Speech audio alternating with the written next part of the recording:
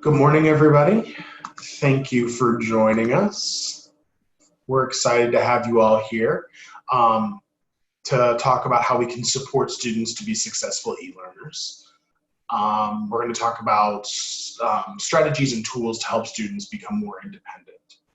My name is Matt Berkey. I am a French teacher and an instructional coach at Glenbrook South.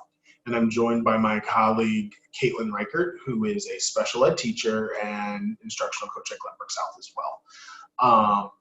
If you don't know, if you aren't familiar with the instructional coaching program, we are a program where we are kind of like a built-in support system. So if a teacher wants to try a new strategy but isn't sure, needs more research on something, we're the people that kind of do some of that legwork to help support and then implement new strategies and ideas with our colleagues. And so we're excited to be here and talk about supporting students to be successful e-learners. We do want to remind people that this is a repeat session.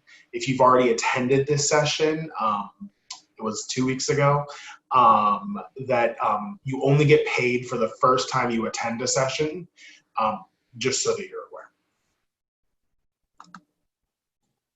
All right, so these are our norms. Many of you are aware. For our sessions, we just ask that you're on mute the whole time unless you have a question. Feel free to unmute, shout it out, or type your question in the chat. I'll be monitoring the chat as best I can today. And then if you have other questions or ideas and want to brainstorm with colleagues, Matt and I will stick around for 10 minutes after the presentation. So that will be a good place to also kind of connect with people as well. And these are just our reminders. All of our sessions are recorded so that you're able to go back if you'd like to listen in. And at the end of the session, we'll be posting in our attendance link at the chat. So make sure you grab that link before you close out so that you can get paid and get your CPDUs for your attendance today. And then just look on the GBS coaching website for the rest of our offerings this summer. Like Matt said, we're in repeat mode. So we've officially done every single presentation at least once. So that all those are finished and now everything will just be a repeat. Not much potentially new information, maybe little updates, but it'll be extremely similar to the one if you've already went. And then there'll be more topics coming out from, we have GBN staff, GBS staff, and district staff doing a variety of presentations the rest of this summer. And I do see in the chat in terms of the recordings, we're going to post the recordings after the second session. So for example, this one will be the second session. So fairly soon this will be up and running on the GBS coaching website.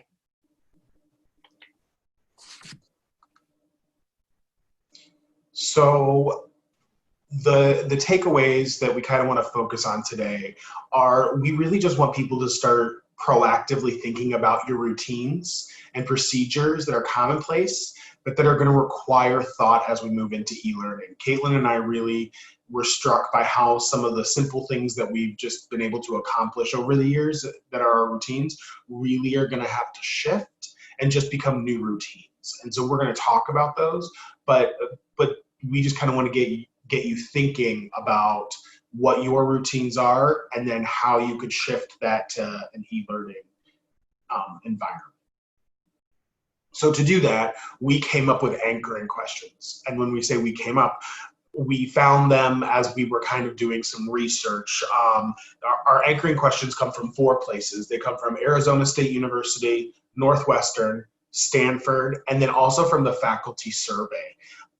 We were able to find some things that people were asking, some really great questions.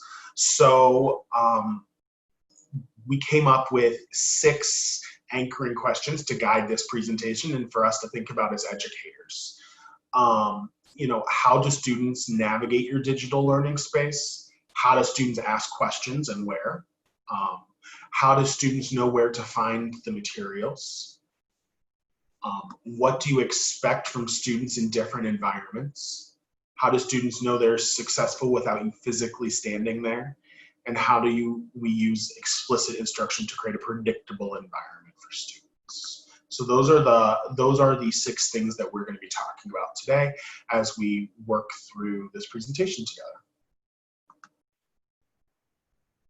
So like Matt mentioned, we got to look at some of those staff surveys from the spring. And many of our colleagues expressed that students had a lot of challenges with that executive functioning piece and sort of setting themselves up for success during e-learning in the spring.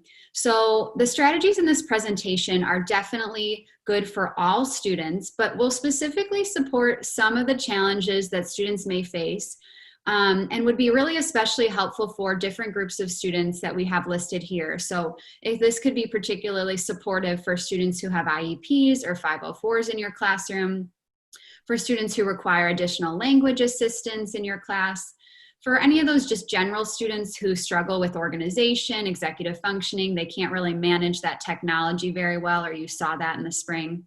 Or it's really just that kid that we all know who has the messiest backpack ever, and we don't want them to have a messy e-learning backpack or Google Drive either. So all of our anchoring questions today and our strategies are tied to research, and we just want to explain a little bit about John Hattie. If you've attended one of our presentations, you probably have heard his name before, but Hattie is known for doing macro studies on the inputs of classrooms and the resulting effects on learning for students. So Hattie measures the impacts of all kinds of things on student learning, like societal factors, home life, instructional strategies, and he designates a value of 0.4, so that medium point right in the middle, for indicating that 1 year's worth of learning will take place over 1 year's time for a student. So any input that has an effect size that's bigger than 0.4 shows that it has a really positive impact on students, and that we as educators can use certain strategies to increase student learning as long as we're doing those strategies with consistency and fidelity. So when it comes to our presentation today, we're going to talk about an effect size of 0.72, which is the teacher-student relationship. So that strategy, when done consistently, is a really strong way for students to demonstrate an increase in learning. Hattie also notes that this is a high impact, so it's 0.72. It's much greater than just some of those medium strategies. And we're also going to look at one other effect size today about explicit instruction. So while this one isn't as highly ranked in terms of effect sizes, it is a really crucial strategy that you can be using to support students with their navigating, their understanding, and their organization of this new digital classroom space. So while it isn't as highly ranked as the teacher-student relationship, it is really important to show that students gain more learning when they're positively impacted by explicit instruction procedures. And today our last anchoring question is all about explicit instruction and how it benefits students' success in the e-learning environment.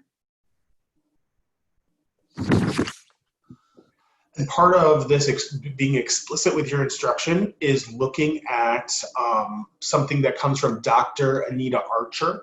And Dr. Archer talks about how to promote learning, and the way to do that is to provide early and quick success, which leads to student achievement, which is, it increases motivation. So kind of looking at the explicit instruction on this continuum. And really what that is looking at flow. So this comes from the book called Flow, which is by Mihaly Csikszentmihalyi, which I'm sure I just butchered that pronunciation. But he is he's a psychologist and researcher out of the University of Chicago. And he looks at flow as this experience where we're constantly pushing skills and creating higher challenges, but within this zone of proximal development. So, because if we push students and the skills are too hard, if the challenges are too high, it creates anxiety. But then if the skills aren't being challenged at a sufficient level either, then there's boredom. So really it's looking at this flow channel so that we can have students really pushing themselves and being in this great place and feeling that success in order to reach achievement and be motivated to learn. So our first anchoring question is, how do students navigate digital learning space? So we know the district has come out and said that they really would like us as teachers to limit our digital homes. That's a term that that has come from Stanford. Stanford has asked their professors to have one digital home, and the Glimbergs are asking us to do the same thing. So our digital home should be classroom, and what that means is everything should be linked within classroom. So you don't have to do, not every activity you do has to be classroom based, but it needs to be linked within classroom, including your Zoom links and all of those things. And so we should be using Zoom and Google Classroom as our digital homes. We know that's good for students who are experiencing organizational issues, and it helps them to stay organized and find everything in one place. Now, we do know, though, that there are going to be issues with students navigating those digital learning spaces. Some students who just have challenges with that, to also our freshmen who have not used Google Classroom if they're coming from District 34, and we're using iPads in several of our feeder districts as well, so we're not used to Chromebooks. So we know that 25% of our population is already going to experience challenges with navigating our digital learning space. So what can we do proactively to help them be ready? So there are a couple of ways that Stanford and Northwestern had suggested as ways to create multiple modalities for students to discover your space. So one is just a how-to video. You know, you create a Screencastify. District has purchased the Screencastify Pro for the following school year, so that's already there for us. And you can create a how-to video just walking through step by step how students are going to be expected to navigate your classroom space and where all of your important resources are located. Northwestern suggested the use of a scavenger hunt. So have students working together in like collaborative groups, or they could work alone. And they would you would create a scavenger hunt where then students are going through your digital learning space, and then they're just taking screenshots or taking a picture with their phone and pasting it in here to show you that they were able to successfully find all of the important resources that you have. And so that's a strategy from Northwestern of having the kids kind of lead through that and kind of being part of your asynchronous work in the first day or so. And then the other strategy would be to use Edpuzzle. And that's just a link for you for later. All of these links are available for you to use or to make copies of at a different point.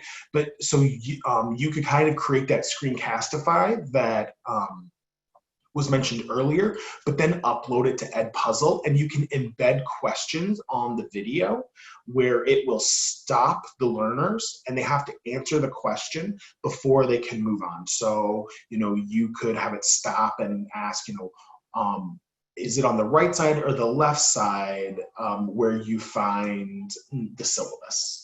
And then the students would have to select the correct answer just to kind of get them to interact with the video a little bit more. Attached, you'll find an example, another teacher who is explaining her Google Classroom and then all the questions that she embedded as well. So that is there for you. The next thing is how or where do students ask questions? So this one is just something that we need to think through, because normally students just raise their hand or, you know, kind of motion for us to come over when there's quiet work, but that's going to be more challenging in this e-learning environment. So how and where can I create a safe space for students to be able to ask questions in an anonymous way? So there are three ways that we saw, and the first way is to use a Google form. So to have a Google form posted somewhere that's highly visible for students where they can just type in questions. And then as a teacher, we also need to make sure that not only is this accessible for students, but then it's within our workflow and it's easy for us to use. So I know personally as a teacher, checking a Google form, I forget. It just falls off my radar. So how can I make that better for me? There is a way in Google Forms where you come in here and you go to the response tab, And then you see these 3 dots right here. You can get email notifications for new responses. So every time a student submits a question, you get an email.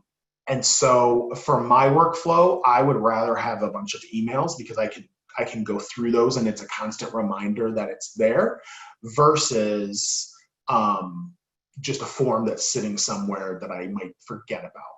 So that's one strategy that where students can ask questions, and then you can make sure that it works within your workflow as well. The next idea is comments on a Google Doc. So students can come into a Google Doc and they can ask a question. So they can just say, you know, how can we reshare, or what are we doing, or I don't understand this. And so students can come in and create that comment. You do have to make sure that the commenting feature is on when you share, but you will get a message that a student has left a comment.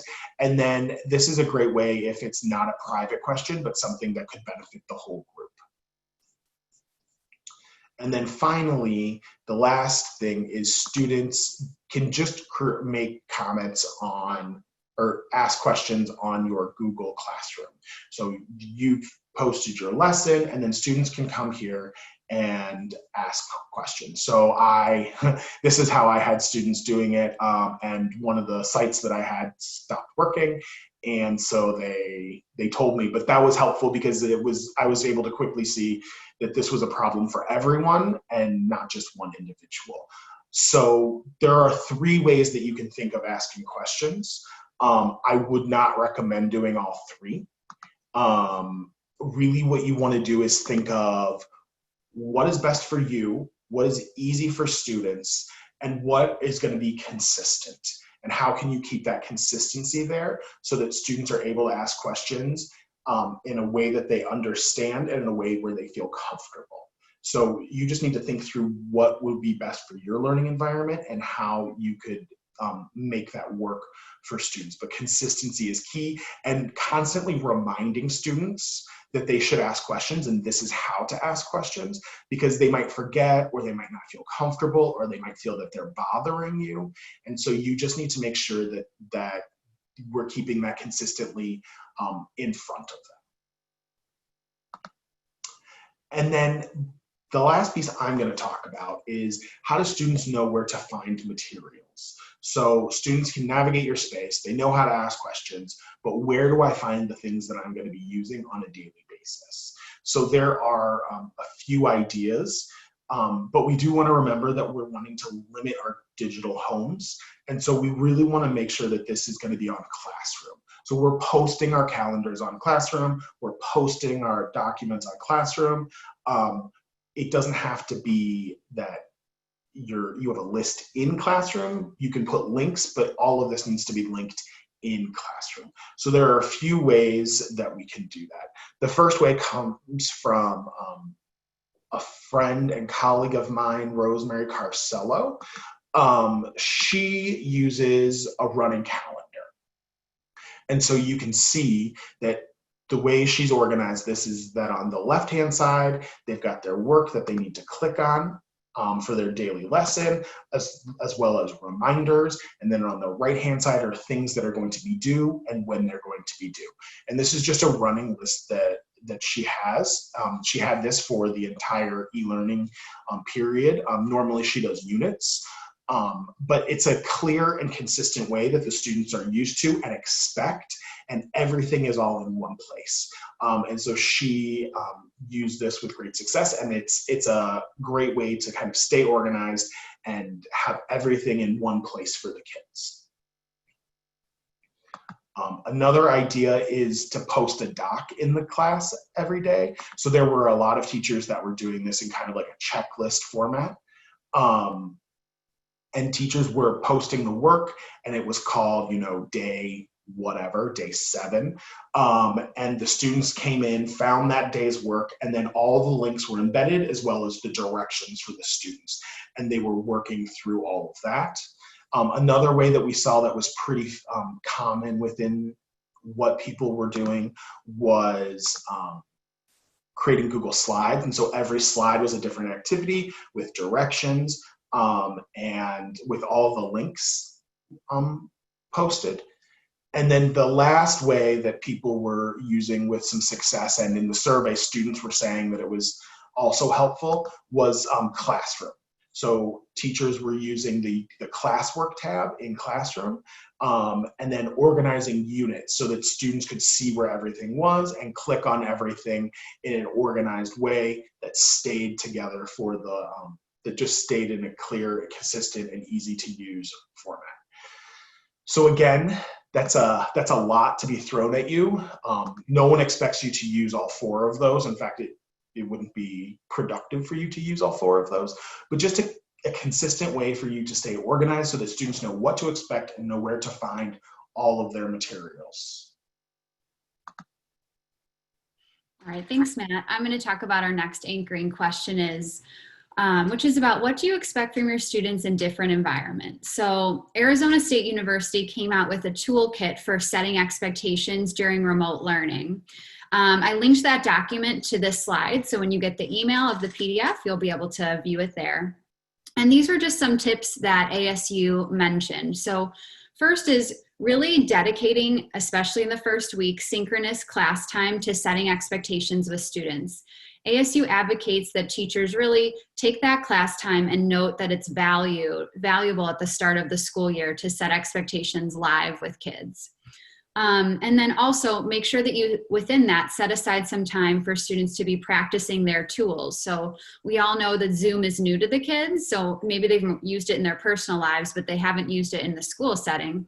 So have them practice using the chat feature, muting, unmuting, getting in and out of breakout groups, any of those kinds of things that you'll probably be using during your time. It's good to practice that the first week so that they can be active Zoom participants and be really savvy with those features. And then in terms of expectations, consider using video, verbal, or visuals to kind of share out your expectations. You could use a Google slide display where it lists your expectations for a specific activity. You can make a video of yourself running through the expectations, like maybe the feel would be like you're in class, or you could just repeat the expectations verbally prior to students beginning an activity during a synchronous session. So when you're preparing your virtual classrooms, you can consider expectations for a variety of areas. I only listed a few here, but there are many more you might think of. But think about some expectations for students when they're doing routine activities that you'll be doing a lot of times in your classroom. And then think about what students' resources are available to them for completing work. If you have vocab lists or any other supports, what can they use when they're working? And how students should turn in the work is key too, because we know, I think some kids would forget to attach things to Classroom or would email you, so really make those clear. And you can think about some other specific activities you might want expectations for, like synchronous discussions or breakout rooms. So if that topic interests you, Sharon and I already ran a 2-hour workshop earlier this summer, but the second one will be repeating on August 11th. So that's where you'll actually have work time to create either general classroom norms or specific activity expectations with yourself and some colleague breakout time. And now that we know our school schedule for the fall, I think it is going to be beneficial because teachers have a lot of flexibility within that 90 minutes for how they'll use synchronous and asynchronous. But I think that makes this slide all the more important, setting the expectations for your classroom routine and those activities that they'll be doing, because every student will be experiencing different routines within each block. So creating the expectations early on will be beneficial not only for you, but for the students. So how do we know that students are being successful without us there? We want them to know that. And Stanford University suggests that teachers should consider adding routine ways for students to receive feedback during remote learning. So linked here, I put the Stanford guidance document that they're going to follow for giving feedback. So if you want to view that later, you'll have access as well. But since we as teachers can't be there for students in the same way as we would be in a physical classroom to give that feedback and support students along the way, you can consider some of these options for providing feedback to students. First is breaking assignments into discrete, manageable chunks and giving students feedback after each step, especially because we know that students might be struggling with that organizational piece. So you don't want to have no feedback check-ins along the way and then receive a large assignment that really doesn't look like they understood. And then consider using formative assessments that provide automated feedback for students like Kahoot, Edpuzzle, quizzes, or Pear Deck. This is really great for kids to receive that automated feedback, but it's awesome for teachers because it reduces your load of individually checking in and providing specific feedback. It's built in for the kids, automated right there for them. And then finally, you could consider using feedback methods like polls or self-check quizzes so that students can kind of gauge how they're understanding the material. And something to note about feedback too is really just to set that routine and stick with it so that students know where, how, and when to get feedback from you so they don't miss it and wherever it is going to be kind of in the digital world, so they know how to access it and actually apply it to demonstrate further learning in the future. So how do students know that they're being successful without you there? We kind of already discussed that feedback piece. This one's really about the teacher-student relationship and making connections with you as the teacher. So another way to do this is sort of increase your face time with students whenever possible. And we know that connecting with teachers in the building in person is typically the main way that students will seek out feedback. They'll be raising their hand, they'll wait for you after class, come to your office, you know, all of those things don't look the same now. So how can we sort of recreate those environments for e-learning? The first one was offering office hours so that you can interact with kids and assist them with their learning, whether it's just a phone call or by video. I know that in the spring, this wasn't always as widely used by students. However, we're hoping that there will be more motivation by students now because they're not going to have a baseline grade. They're going to be working towards new grades. They're going to be working towards assessments. So offering office hours, everything that we've done in terms of research as coaches shows that office hours is a really important offer for kids to have out there. And while it is time consuming at moments, we want to make sure that you can kind of plan it appropriately so that you'll have enough time, but also make sure that kids can connect with you too. And then finally, you could also create videos for your class about their progress and post them on Google Classroom.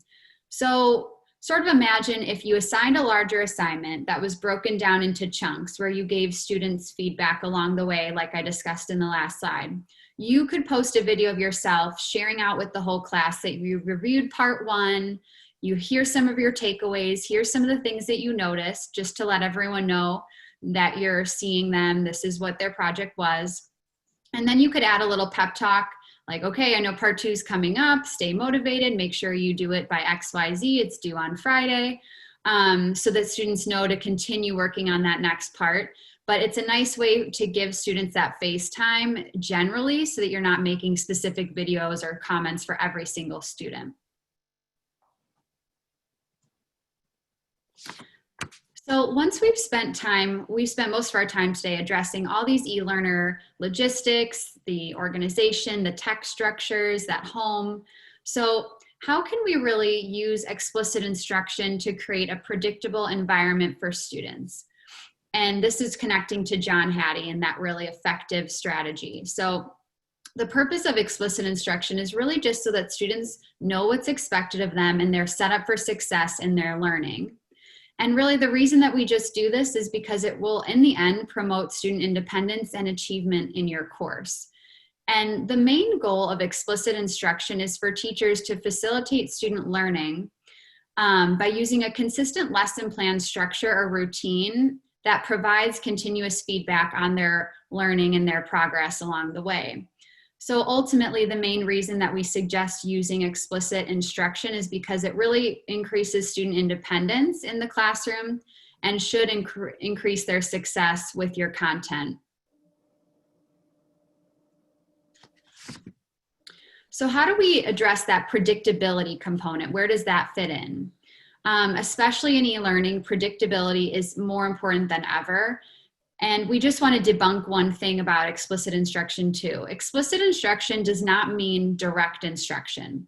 Explicit instruction is really a structure around a variety of engaging activities, skill practice for students, guided practice, and assessment all together, that a structure you have. So it's really going to set up kids for success when they're following a consistent lesson structure, whether it's asynchronous and synchronous, because you might need to assess both and set a structure around each of those. And then really providing that continuous feedback in the expected way, where consistency is key. They know how to get the feedback and then apply the feedback to learning. Because Zaretta Hammond wrote Culturally Responsive Teaching in the Brain, and she wrote that when students actually get feedback that's actionable, so when you give feedback, it needs to be something they can take and learn from, that they actually grow dendrites and neurons in their brain. So how can we give them that specific feedback within this explicit environment? Is one really good way to look at that. And if you sort of want to look into how to plan your e-learning lesson structure now that we have a schedule out there, Sharon and I are also doing another 2-hour workshop on that, which is August 10th. So we'll kind of look at how to balance your asynchronous explicit instruction structure and then how to do that in the synchronous environment as well. So we are going to have you all collaborate with some colleagues to discuss a few things as we're going along here. We want you to kind of talk about some of the ideas from this presentation that could work with your students. And if you have any further questions about things that we've shared, feel free to ask your colleagues in those groups. And then share out any different strategies that you know of that might be helpful for students as well. We really want to focus on that setting up for success. So what can we do to support them in those ways? So you're going to be put into random breakouts right now, and we will set you up with about 4 to 5 colleagues, and then we'll all come back and wrap up together.